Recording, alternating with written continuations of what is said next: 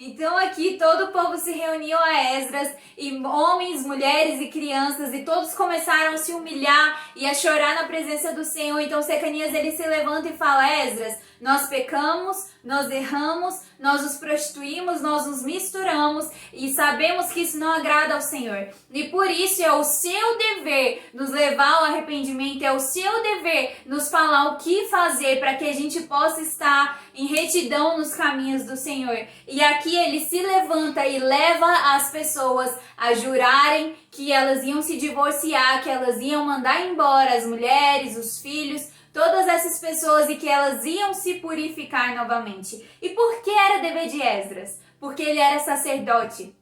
E a palavra fala que eu e você, todos aqueles que creem em Jesus, todos aqueles que se tornaram filhos de Deus, são sacerdotes, é nação santa, sacerdócio real, povo exclusivo do Senhor. Eu e você, nós conhecemos a Deus e precisamos levar as pessoas a conhecer o Senhor. Porque não tem como você levar alguém a conhecer alguém que você não conhece. Não tem como você levar uma pessoa a conhecer a Deus se você não conhece o Senhor. E por isso, se você conhece a Ele, é sua missão levar o povo a conhecer e a estar em retidão nos caminhos do Senhor. Em Romanos capítulo 1, versículo 32, tem uma lista antes dele, e fala que todas as pessoas, uma lista de pecados, e em Romanos capítulo 1, versículo 32, fala que todas as pessoas que cometem aqueles pecados como mentira, prostituição, idolatria, adultério, fofoca, brigas, ciúmes intensos, todos esses pecados, essas pessoas que cometem esses pecados, elas são dignas de morte e vão para o inferno. Mas também aqueles que condizem com o pecado delas também vão. E você pode muitas vezes falar: mas eu não condizo com o pecado das pessoas. A palavra fala que quando uma mulher, sendo mulher, esposa ou filha, ela fizer um voto com o Senhor, o marido ou o pai dela, seja quem for a autoridade na vida dela, deve aprovar aquele voto. Se, por exemplo, a pessoa fala assim: eu quero fazer jejum de 21 dias. Se o marido falou assim: não tá certo. Se o pai falou: não tá certo, aquilo é anulado e Deus não vai aceitar aquilo. Mas se a mulher ela começa a fazer esse jejum, o marido, o pai, olha e não fala nada, então quer dizer que ele falou: ok, pode fazer que vai ser bênção. Então se ele não falou nada, então quer dizer que ele condizer com o voto daquela mulher. Então se nós, como filhos de Deus, vemos as pessoas pecarem e não oramos por elas, e também não pregamos falando que é errado e levando elas ao arrependimento, levando elas a conhecer a Jesus e abrir mão da velha vida, mas se tornar nova criatura, como é falado em 2 Coríntios 5,17, eis que se alguém está em Cristo é nova criatura, as coisas velhas se passam e tudo se faz novo. Então nós precisamos levar essas pessoas até Jesus, para que elas possam ver que elas estão em pecado, para que elas possam se despir e abandonar as velhas coisas e se tornar nova criatura. As pessoas precisam conhecer a Jesus, e ao conhecer Jesus, elas vão ser convencidas do pecado, da justiça e do juízo, e elas vão se arrepender. Então é nossa função levar essas pessoas até Jesus. Então se nós estamos vendo as pessoas pecarem e não estamos falando nada, estamos falando: mas a pessoa sabe.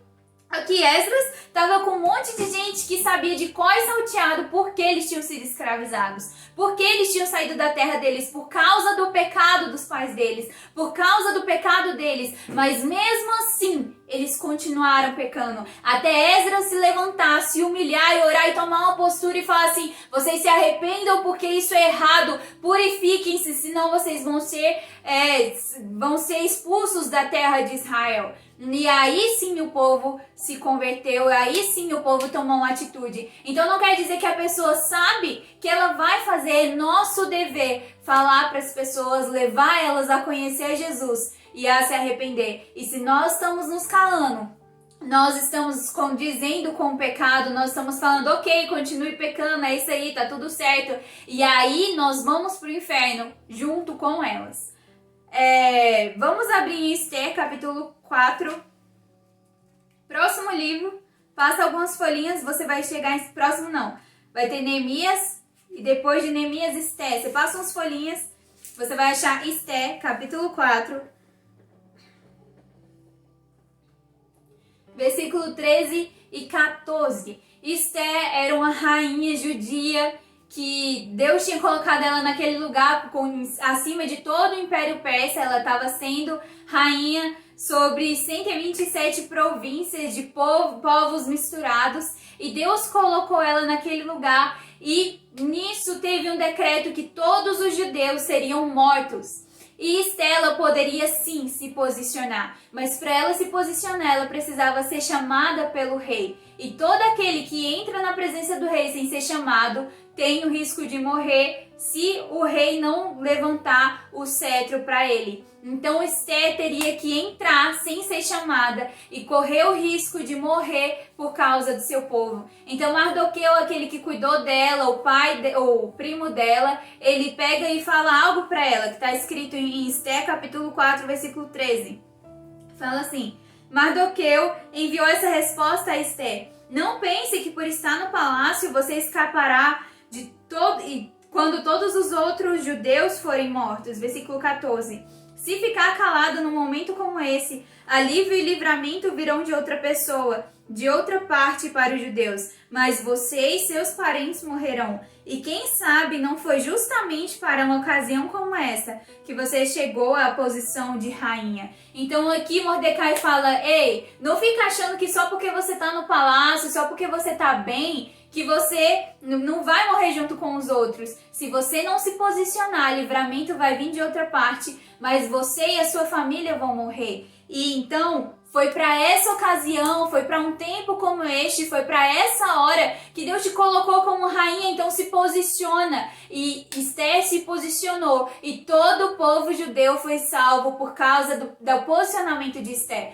Trazendo para os dias de hoje, nós muitas vezes podemos pensar: ah, mas eu tô salvo, minha família não quer, meu marido não quer, então o problema deles, eles que vão pro inferno, eu tô salva. E muitas vezes a gente pode pensar e sentar nesse lugar de eu tô salva, eu tô bem, só que se a gente tá condizendo com o pecado, a gente também tá em pecado. Se a gente tá condizendo com o pecado, quer dizer que o Espírito Santo não tá falando tão alto no nosso coração a ponto do pecado das outras pessoas nos incomodar. E por causa disso, quer dizer que a gente não tá muito sensível ao Espírito Santo. E se a gente não tá sensível ao Espírito Santo, a gente também pode pecar. Então, trazendo para hoje, a gente não pode achar: ah, eu tô salva, eu tô com Jesus, eu tô indo na igreja, eu tô buscando, eu tô orando, então os outros que façam a escolha deles. Sim, a salvação é individual, mas você e eu, como discípulos de Jesus, temos a missão de ir pregar o evangelho a toda criatura, batizando em nome do Pai, do Filho e do Espírito Santo. Paulo fala: pregue o evangelho a tempo e a fora de tempo. Então todo tempo nós devemos pregar. Por quê? Porque se nós não pregarmos, a culpa da morte dessas pessoas, elas irem para o inferno, vai ser nossa. Eu e você vamos ser culpados por essas pessoas, mas se nós pregarmos e mesmo assim a pessoa não quiser, aí sim a culpa vai ser só dela. Mas não é só pregar uma vez, é pregar em todas as oportunidades que tivermos, em todas as oportunidades que tivermos com essas pessoas, nós devemos pregar. Nós não podemos nos calar, porque se nós nos calarmos, outras pessoas vão se levantar e pregar para elas, mas nós seremos julgados. E aqui fala: quem sabe não foi justamente para uma ocasião como essa que você chegou à posição de rainha. Em outras versões fala: quem sabe não foi para um tempo como este que você chegou à posição de rainha. E eu quero te dizer que foi para esse tempo, para essa hora, para esse momento que você foi chamado, que o Senhor te levantou. Foi para esse momento que o Senhor te levantou, para você orar, jejuar, buscar, se humilhar e sentir a dor do seu país, sentir a dor da sua família, que a prostituição na sua casa não venha fazer com que você fique tranquila, mas que você venha jejuar, orar, buscar e pregar o evangelho, que a corrupção no Brasil não venha ficar, a gente venha ficar apático a ela, mas que ela venha doer em nosso coração, que ela venha doer na nossa alma a ponto de a gente não conseguir mais ficar da mesma forma, mas a gente precisar buscar no Senhor algo para que isso mude. Nós precisamos nos levantar, nós, a igreja do Senhor, precisamos nos levantar porque a injustiça ainda está no mundo, porque o reino dos céus ainda não veio. E é a igreja que traz o reino dos céus. O reino dos céus é feito de paz, justiça e alegria. E se isso ainda não está acontecendo, é porque a igreja ainda não se posicionou. Porque eu e você ainda não nos posicionamos da forma correta. Então não podemos nos acostumar com as pessoas fora da presença do Senhor. Mas isso tem que doer no nosso coração. Da mesma forma que doeu no coração de Esdras. Se a gente for ler em Neemias, ele teve essa mesma dor de parto, até que Paulo fala pra gente ter dor de parto, até que o caráter de Cristo seja formado nas pessoas. Nós precisamos ter essas dores de parto, até que o Brasil esteja dobrado aos pés do Senhor, falando que só Ele é Deus, até que as pessoas coloquem os pecados pra fora e vivam uma nova vida com o Senhor. Nós precisamos nos apegar às promessas do Senhor, mas principalmente nós precisamos tomar uma posição para que essas promessas venham se tornar realidade. Vamos agora em Ezequiel, você vai passar um pouquinho, você vai passar Jó, Salmos, Provérbios, Eclesiastes, Cantares, Isaías, Jeremias, Lamentações, Ezequiel. Ezequiel capítulo 22.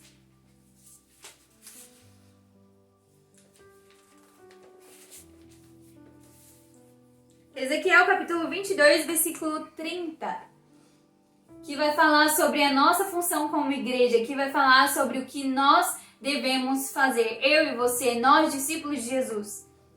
Ezequiel capítulo 30, Ezequiel capítulo 22, versículo 30. Não sei se eu falei 22, versículo 30 antes, mas é capítulo 22. Então, se você estava no 30, volta aí um pouquinho.